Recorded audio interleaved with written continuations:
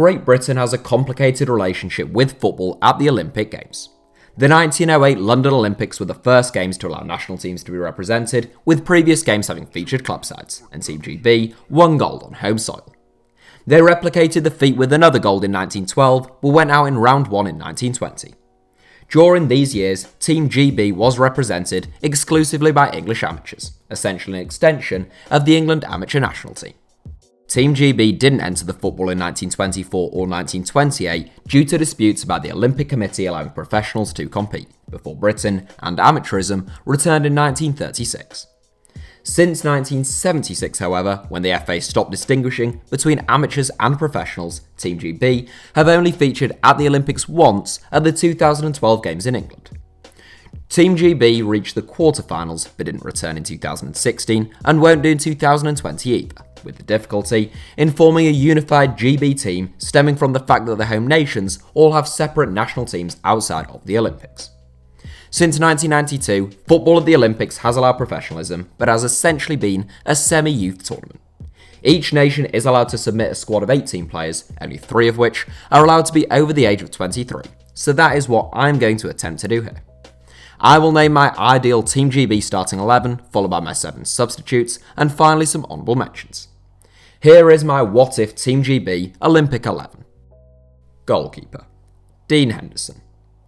Starting between the sticks, I don't think there can be too many debates about this one.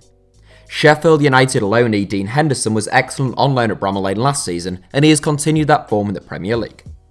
Aged 22, Henderson comes in as an under-23 player, yet he is already a member of Gareth Southgate's senior England squad. A dependable shot stopper with smart reflexes, Henderson is contracted to Manchester United, who reportedly want £20 million from Sheffield United should the Blades wish to sign him on a permanent deal in the summer. Right back: Trent Alexander-Arnold. There is no more competitive position in this 11 than the right back spot, with England alone currently boasting 3 or 4 excellent young right backs. Trent Alexander-Arnold looks the most likely to get the nod with England, and he takes up a starting berth here as well. Others may be more assured defensively, but Alexander-Arnold is unbelievably dangerous when it comes to delivering balls into the box. Still only 21 years of age, Alexander-Arnold has already made more than 100 appearances for Liverpool, and he is among the finest crossers of the ball in world football. Centre-back: Fikayo Tomori. It shouldn't come as an enormous surprise that this squad is incredibly English-centric, which isn't a reflection of my English bias, I hope, but rather a reflection of the talent at England's disposal right now in comparison to Wales, Scotland and Northern Ireland. Fikayo Tomori spent a season on loan at Hull City in 2017-18, where he mostly played as a right back, but it was always clear to see, to me at least, that centre back was his strongest position. That is where he has played this season for Chelsea under Frank Lampard, making a really impressive entrance into Premier League football, and even winning his first cap for England. Tomori is athletic and comfortable on the ball, and at 21, he comfortably qualifies as an underage player. Centre back: Joe Gomez.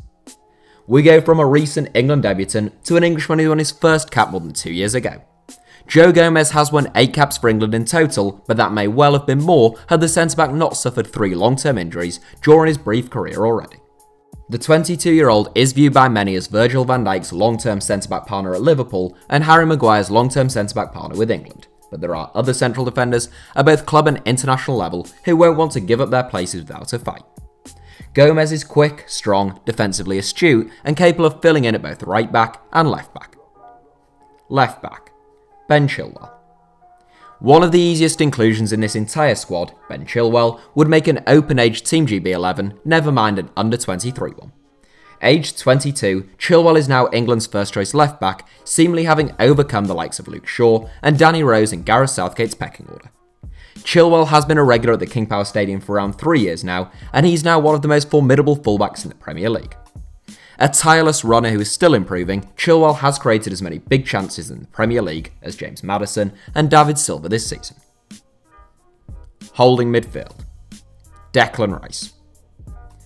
Declan Rice has had a pretty hectic career for someone who is yet to turn 21. Having joined West Ham from Chelsea in 2014, Rice broke into the first team as a centre-back in 2015. He started playing regular football during the 2017-18 campaign as a holding midfielder, where he showed real promise and won his first cap for the Republic of Ireland. The following summer, Rice was omitted from the Ireland squad whilst considering his international future, and in February 2019, he decided to represent England instead. Since then, the Londoner has won 7 caps for England and has moved rent-free into the Irish guy's head on HITC Sport for life. Rice's history as a centre-back means he's really defensively astute and strong in the tackle, providing an excellent shield for his back four, and if he can improve the technical and passing side of his game further, he could become an England regular. Central midfield. Jordan Henderson. There will be those who think it is ridiculous to include Jordan Henderson as one of our 3 non-under-23 players, and then there will be those who are sensible like me and agree with the decision. Jordan Henderson is a very good footballer who has come on leaps and bounds under the guidance of Jurgen Klopp. In the role he played last season, he was among the most effective midfield players in Europe, and he was excellent for England at the 2018 World Cup. Incredibly hard-working and positionally excellent, Henderson is also a leader, and he would be of huge assistance in marshalling our very youthful midfield and defence. Capped 55 times by England, Henderson is close to reaching 350 games for Liverpool, and he came third in UEFA's Best Midfielder award last season. Attacking midfield. Mason Mount. It's a sort of 4-3-3/4-2-3-1 that we're adopting for our Team GB, and at the apex of our midfield 3 is Chelsea star Mason Mount. Personally, I think James Maddison is a better player than Mount right now, but the Leicester City star is 23, whilst Mount is just 20, meaning he fits the under-23 bill. Like Tomori, Mount spent last season playing under Frank Lampard on loan at Derby County, and he has become a regular fixture at Stamford Bridge this season. Mount's game is all about his late arrivals into the box and scoring goals, so he couldn't really have a better mentor than Lampard, and the Englishman has scored 5 goals in 16 league games already this season. In addition to his club form, Mount has quickly racked up 6 caps for England, scoring his first international goal away at Kosovo. Right wing. Raheem Sterling. Raheem Sterling recently celebrated his 25th birthday, which obviously means he has to be included as one of our overage players. That's 2 down with 1 still to come, and for me, Sterling just has to feature. I would suggest there are a minimum of 2 and a maximum of 4 British footballers one could reasonably label world class right now, and Sterling is one of the nailed on 2. For the last 2.5 years, he has been one of the most effective wide players on the planet.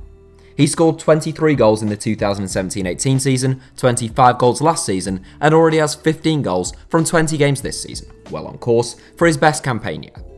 Sterling's development under Guardiola has been a joy to watch, and whilst comparisons to Messi and Ronaldo are of course absurd, he does now belong to a small and elite bracket of consistently top-class players. Left wing. Marcus Rashford. There is a real debate to be had between who joins Raheem Sterling on the opposite flank for England for potentially the next decade, with all 3 of the candidates being so young. The other options will make this squad, so I'll come to them shortly, but the man I suspect Gareth Southgate will go with at the Euros at least, and my choice right now, is Marcus Rashford. Rashford's promise has been clear ever since he broke through at Manchester United, but his final product has made huge strides this season. He has scored 13 goals in just 21 games this season, meaning it is already his joint best campaign in both the Premier League and in all competitions, and we haven't even reached Christmas yet. Rashford has searing pace, he's never afraid to take players on, and he can score multiple different types of goals. He has already scored 10 goals from 38 caps for England, and the 22-year-old is my choice for Team GB on the left flank. Centre forward. Harry Kane.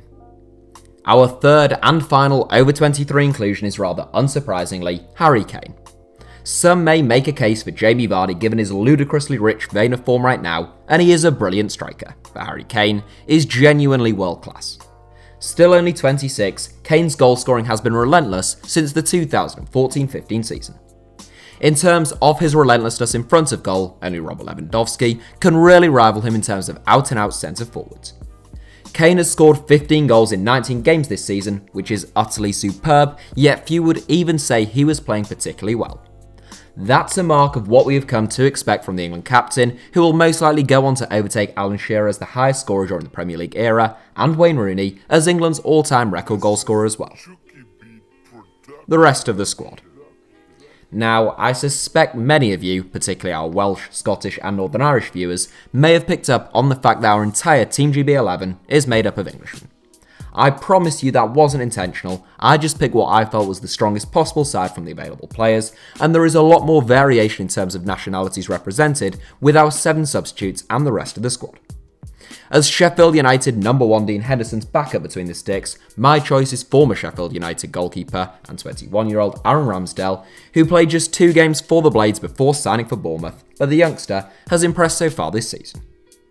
Neither of our backup defenders are English, as Ethan Ampadu and Kieran Tierney get the nod. Ampadu was born in Exeter, but has already won 13 caps for Wales at the age of 19, and he's currently gaining valuable first-team experience on loan at Bundesliga side RB Leipzig from Chelsea. As well as being an excellent young centre-back, Ampadu also has versatility since he's just as comfortable in holding midfield. It's pretty remarkable that Kieran Tierney is still under the age of 23 since the youngster seems to have been around forever. He played a whopping 170 games for Celtic prior to his big money move to Arsenal, and the Scottish international would offer strong competition to Ben Chilwell. Whittling all the potential backup midfield candidates down to just 2 players was perhaps the most difficult decision in this entire video, and in the end, I've gone for 1 Englishman and 1 Welshman. I wanted 1 midfielder who could cover for Rice and Henderson in the holding roles, and 1 who could replace Mount further forward, and in the deeper position, my choice is Hamza Chowdhury. Chowdhury's form has gone a little unnoticed in Leicester City's brilliant start to the season, but the 22-year-old has enormous potential and he should become a full England international if he could just iron out some of the rashness in his game. Further forward, I've given Wales some representation in our squad by including David Brooks. Brooks is a player that I like a lot and have done ever since I first watched him, but he is having a nightmare time on the sidelines right now. Having already missed the entirety of this season, Brooks recently found out he needed a second ankle operation and will be out for another 3 months. Finally, we come to our forward and wide areas where we have ridiculous strength in depth.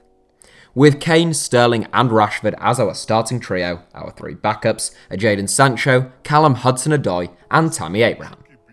There are many who feel Sancho should start ahead of Rashford for England and will naturally think likewise here, and the Dortmund star has certainly shown his class in the Bundesliga. Hudson-Odoi is another player who has had a serious injury struggle, but he has bags of ability and will hope to have a big second half of the season at Chelsea. Teammate Tammy Abraham has really stepped up when most people weren't sure who Frank Lampard would pick as his first choice centre forward going into the campaign. Abraham has scored 11 goals in just 15 Premier League games for the Blues this season, a phenomenal record which would convince some into starting in 14 GB and using Harry Kane's overage allocation elsewhere. But not me. In terms of players I ought to mention, I think the most obvious one has to be Gareth Bale. I'm sure many people will be watching this thinking it ought to have been one of the 3 age-exempt players, but I really wanted a deeper player, hence Henderson's inclusion, and I can't justify picking him over Sterling or Kane. In terms of under-23 players, the likes of Harry Wilson, Daniel James, Reece James, Axel Tuanzebe, Freddie Woodman and Chris Metham all featured heavily in my thinking, among others. The most notable omissions as far as I'm concerned though have to be 2 Manchester-based youngsters. At Manchester United, it seems ridiculous Aaron Wan-Bissaka doesn't at least make the squad, but I felt I had to start Trent Alexander-Arnold, and then with both Fikayo Tomori and Joe Gomez capable of covering at right back, it made sense to pick a centre-back and a left-back on the bench, hence Tierney's inclusion. At Manchester City, Phil Foden can feel outraged to not feature in the 18. I'm a huge fan of Foden's, as regular viewers and subscribers will know, and he only missed out to David Brooks because the Bournemouth man has had more minutes of top-flight football. Ultimately, this was a really difficult 11 to put together, and I appreciate that there will be plenty of debate and disagreements in the comments, but that is my what if, Team GB 11 and squad. To recap, my what if Team GB Olympic 11 reads like this: Dean Henderson, Trent Alexander-Arnold, Fikayo Tomori, Joe Gomez, Ben Chilwell, Declan Rice, Jordan Henderson, Mason Mount, Raheem Sterling, Marcus Rashford and Harry Kane, with a bench of Aaron Ramsdale, Ethan Ampadu, Kieran Tierney, Hamza Chowdhury, David Brooks, Callum Hudson-Odoi, Jadon Sancho and Tammy Abraham, with a sincere apology to both Aaron Wan-Bissaka and Phil Foden in particular. And if I had to pick a manager, I'd go for Eddie Howe, because why not? And yes, I have just realised that is 19 players rather than the 18 allowed in Olympic squad, so I guess I'm going to have to either axe Kieran Tierney or Callum Hudson-Odoi, and I think I'd have to get rid of the latter, since we're already pretty strong on the flanks. Sorry about that. Anyhow, thank you all for watching. I hope you enjoyed the video. I hope you're looking forward to having a Merry Christmas. And please do give us a like if you enjoyed it. And obviously, make sure you are subscribed to HITC Sevens.